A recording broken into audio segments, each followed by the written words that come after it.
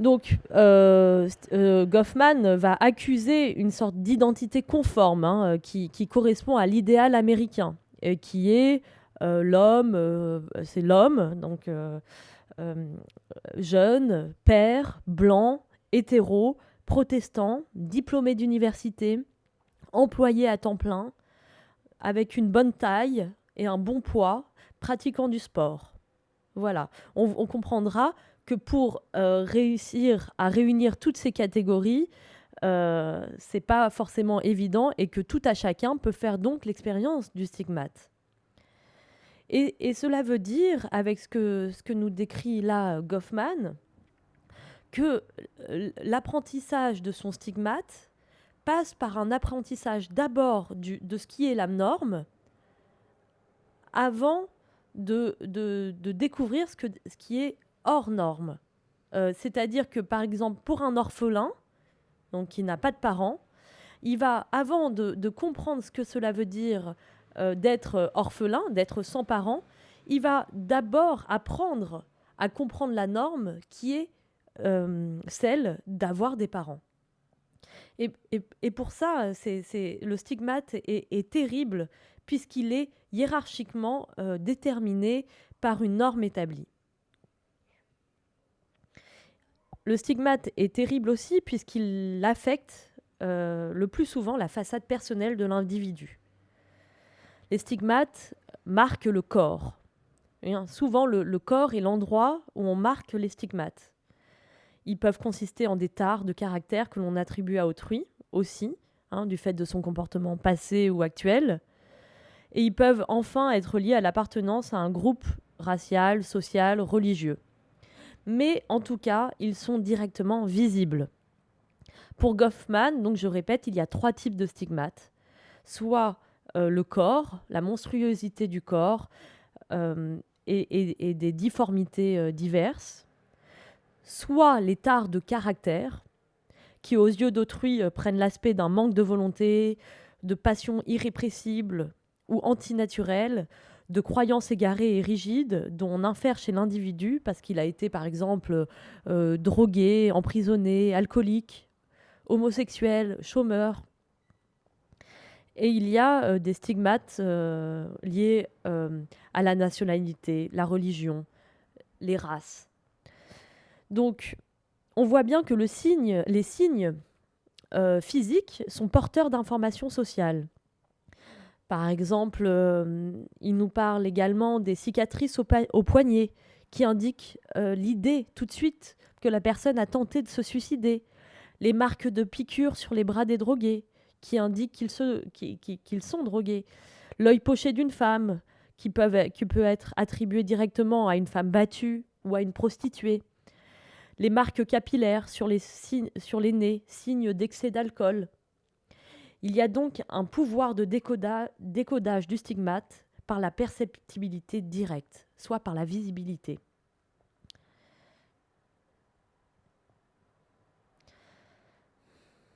Donc, en quoi cette analyse de Goffman sur le stigmate est vraiment passionnante? C'est que je crois qu'elle se centre non pas sur la personne en tant que telle, puisque la personne n'a que des attributs, mais sur l'interaction. Hein, puisque ce n'est que avec la présence et le regard de l'autre que le malade mental va être un interactant fautif ou que le handicapé va être un désaligné. Le stigmate implique un discrédit profond, non pas en tant qu'attribut, mais dans le cadre de la relation. À partir de ce constat, donc Goffman va vouloir aller un peu plus loin et analyser en profondeur, à la manière de la microsociologie qu'il lui connaît, les scènes de rencontre entre normaux et stigmatisés. Qu'est-ce qui se passe quand un normal rencontre un stigmatisé? C'est vraiment ça qui l'intéresse. Et il voit que, en fait, pour les normaux, une personne ayant un stigmate n'est pas tout à fait humaine. Donc la rencontre est liée, est peuplée soit de gêne, d'embarras, et aussi de discrimination, comme si on mettait à l'écart l'autre pour réduire efficacement et inconsciemment les chances de cette personne. Donc c'est surtout le stigmatiser, en plus d'avoir un attribut dévalorisant, qui va être lésé par la relation, par la rencontre, car il ignore tout le temps ce qu'on pense réellement de lui. Le stigmate agit sur l'individu, va lui faire honte, parce que le normal, la personne normale va assigner cet état, ce sentiment de honte, et va lui faire donc tacitement remarquer que finalement, il serait mieux sans ce stigmate. L'autre fait remarquer, donc tacitement au stigmatisé, qu'il n'est pas à la hauteur. Je vais vous lire tout de suite un témoignage et je vais vous en lire plusieurs, parce que la richesse aussi du travail de Goffman et ses interviews sur le terrain, qui sont absolument qui sont d'une grande richesse, et surtout très parlantes, hein, des témoignages très parlants, des récits de vie absolument à couper le souffle. Alors, premier témoignage. Quand je me levais enfin et que j'eus réappris à marcher, un jour je pris à la main une glace et j'allai vers un miroir en pied pour me regarder, et j'y allais seule. Je ne voulais pas que quelqu'un puisse savoir ce que j'éprouverais quand je me verrais pour la première fois. Mais tout se passa sans bruit, sans cri. Je n'ai pas hurlé de rage quand je me suis vue. Je me suis sentie abattue. C'est tout. Cette personne dans le miroir, ce ne pouvait pas être moi. Intérieurement, je me sentais quelqu'un d'ordinaire, en bonne santé, vénard, pas du tout comme celui du miroir. Oh non! Pourtant, chaque fois que je me tournais vers le miroir, c'était mes propres yeux qui me renvoyaient mon regard brûlant de honte. Tandis que je restais là, sans pleurer et sans bruit, je compris vite qu'il me serait impossible d'en parler à quiconque, et alors, à cet endroit, la confusion et l'effroi qu'avait provoqué ma découverte se bouclèrent en moi, et pendant très longtemps, j'allais les affronter seule. Sans cesse, j'oubliais ce que j'avais vu dans le miroir. Cela ne parvenait pas à pénétrer à l'intérieur de mon esprit, et à devenir partie intégrante de moi-même. J'avais l'impression que cela n'avait rien à voir avec moi, que ce n'était qu'un déguisement. Mais ce n'était pas le genre de déguisement que l'on met volontairement et qui doit tromper les autres sur l'identité de celui qui le porte. Le mien, on me l'avait mis sans mon assentiment, à mon insu, comme dans les contes de fées, et c'était moi qui le trompais sur ma propre identité. Je regardais dans le miroir et j'étais frappée d'épouvante parce que je ne me reconnaissais pas. À l'endroit où je me tenais, avec en moi cette exaltation romantique persistante qui me soufflait encore que j'étais une personne favorisée par le sort, à qui tout était possible, je voyais un inconnu, une petite silhouette, pitoyable, hideuse, et un visage qui, à mesure que je le fixais, se tordait de douleur et rougissait de honte. Ce n'était qu'un déguisement, mais je l'avais sur moi pour la vie. C'était là, c'était réel.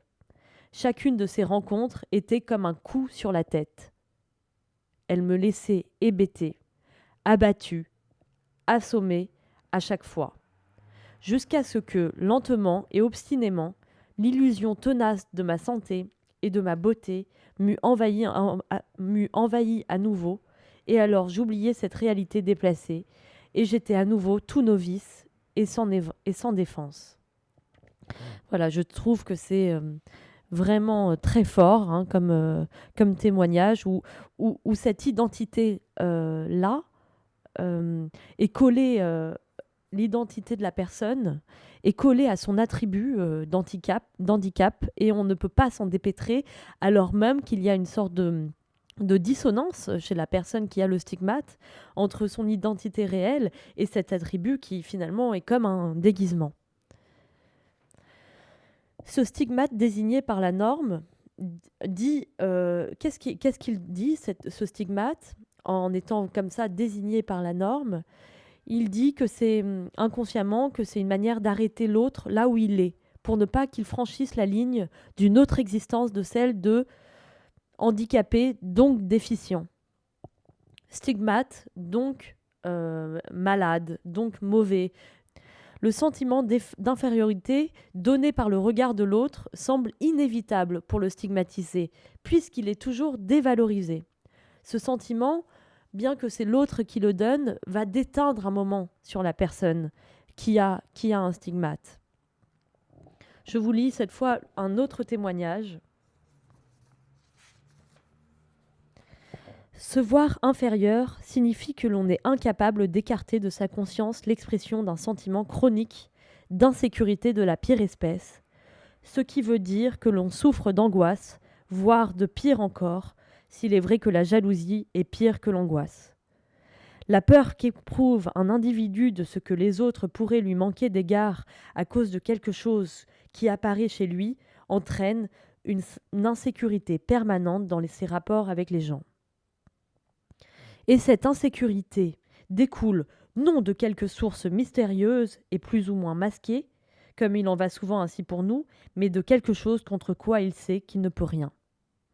Or, un tel processus représente une déficience presque fatale des structures du moi, car celui-ci se voit incapable de déguiser ou d'exclure une formulation précise qui dit « je suis inférieur, donc les gens ne m'aiment pas, et je ne peux pas être en sécurité avec eux ». Voilà, donc il y a vraiment, avec l'interaction, un stigmate qui est encore plus enfoncé dans sa dévalorisation, avec un sentiment de désamour, de rejet et aussi d'insécurité. Voilà, donc c'est une manière aussi d'isoler ce qui n'est pas normal, de le stigmatiser, de le laisser bien là où il est, pour pas qu'il franchisse qu'il franchisse la ligne pour arriver à ce qui est normal. Le sentiment donc qu'éprouve le mutilé d'être incompris en tant que personne va aussi se combiner, donc cette incompréhension va se combiner avec un embarras, puisque l'interlocuteur non mutilé va toujours être très tendu, gêné, va vouloir s'éloigner encore plus, puisqu'il ne comprend pas ce qui se passe avec le stigmatisé, et donc ça le gêne. Et quelle est la conséquence de cet acte, de cette distance, de cette incapacité à faire quelque chose devant l'handicapé? C'est que le mutilé ou l'handicapé doit lui-même prendre l'initiative, soit de parler de sa mutilation, soit d'aider l'autre à se... Et finalement, il doit rassurer celui qui n'est pas handicapé. Il doit le rassurer, faire preuve de tact pour que l'autre se détende. Ce qui est complètement contre-intuitif. Et pourtant, c'est comme ça que Goffman décrit ce type d'interaction entre ce qu'on peut dire du normal et du stigmatisé. Il y a donc un témoignage aussi que j'ai repéré qui parle parfaitement de ça.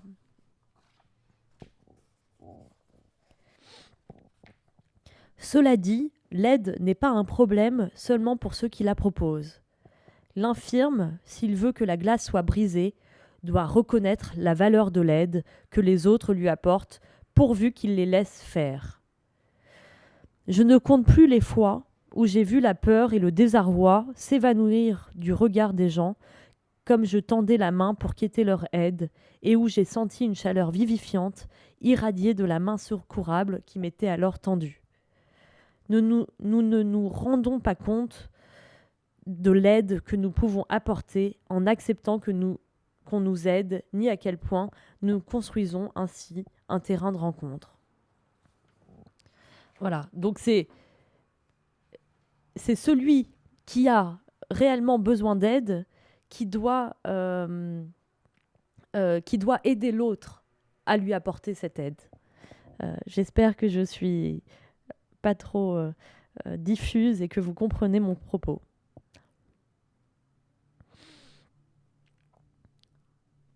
Alors aussi, Goffman tient à nous préciser que même quand le stigmatisé sort de son stigmate, à quel point les réactions sont choquées. Tout le monde est choqué et surpris, et cela peut en être même insultant. Euh, voilà, les réussites les plus insignifiantes prennent l'allure de capacités remarquables et dignes d'éloge du fait des circonstances. En valorisant anormalement l'autre, on est encore dans le stigmate, puisqu'on dit au stigmatisé, bon, tu t'en sors, mais c'est anormal. Donc il n'y a jamais finalement un retour dans la norme. Pareil, quand un stigmatisé euh, vient à faire carrière, donc il a un métier comme les autres, il fait exactement la même chose que l'autre, mais non, encore une fois, euh, finalement, on va valoriser non pas sa carrière, mais le fait qu'il représente une catégorie dans sa carrière. Il ne fait que représenter sa catégorie et jamais il ne va appartenir à, à une catégorie sociale, professionnelle, absolument normale. Donc, Goffman constate que c'est la raison pour laquelle des handicapés n'ont pas d'autre choix que d'être amis, de faire partie du même club, puisque ils n'ont absolument pas cette possibilité d'accéder à un monde où on leur dit non, restez bien à votre place. Voilà. Le stigmate assigne à l'autre de jouer son rôle et de rester toujours à sa place.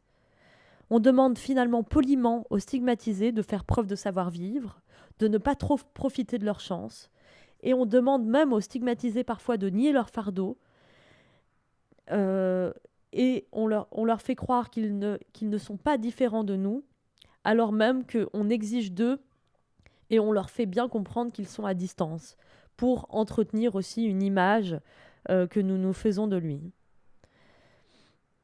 Il ne peut... le stigmatisé n'est pas comme tout le monde, puisqu'il ne peut jamais abandonner son groupe. Et puis il n'est pas comme tout le monde, puisque il est au centre d'une arène où s'affrontent les arguments et les discours, tous consacrés à ce qu'il devrait penser de lui-même, autrement dit, à son identité pour soi. Il y a aussi un discours, des paroles sur les handicapés qui font que la personne elle-même ne peut pas avoir une identité à elle. Son identité est, reproduite et est une source phare dans les discours des autres.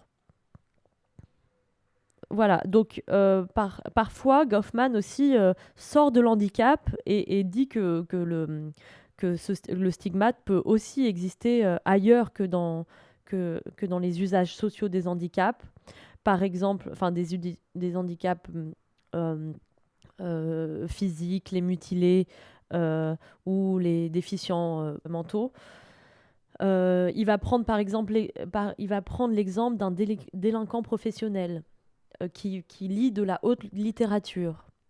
Pareil, comme la lecture n'est pas compatible à la fonction de délinquant, il va avoir comme ça des réactions très choquées. On ne peut pas y croire.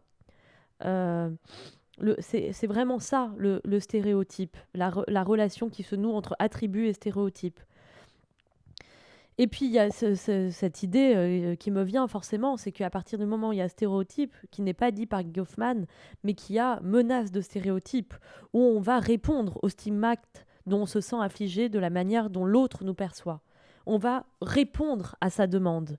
On va s'aligner sur son modèle de représentation. Donc il y a bien des normes attachées à l'identité sociale qui fondent son identité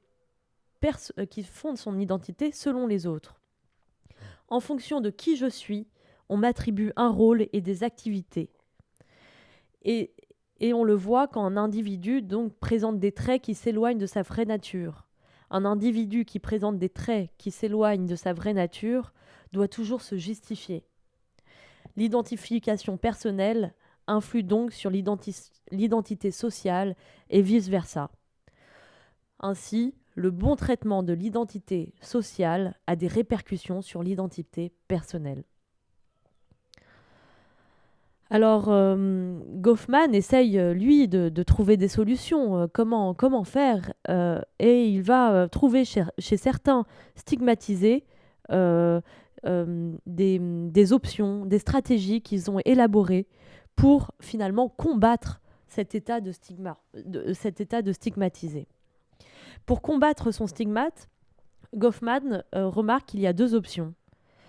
La première option est celle de comprendre d'où vient ce stigmate, quelle est son origine. L'approfondissement de l'imaginaire collectif peut aider à comprendre d'où vient le stigmate pour ensuite le déconstruire. Et c'est le cas d'un témoignage que je vais vous lire ici, assez intéressant.